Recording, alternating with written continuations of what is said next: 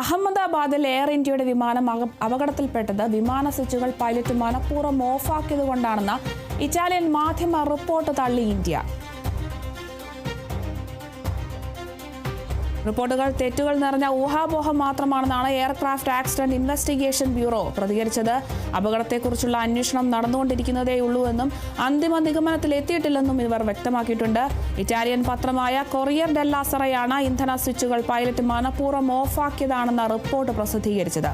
അപകടത്തെക്കുറിച്ച് അന്വേഷിക്കുന്ന ഇന്ത്യയിലെ ഉദ്യോഗസ്ഥർ തയ്യാറാക്കുന്ന അന്തിമ റിപ്പോർട്ട് ഇത്തരത്തിലാണെന്നാണ് ഇവർ അവകാശപ്പെട്ടത്.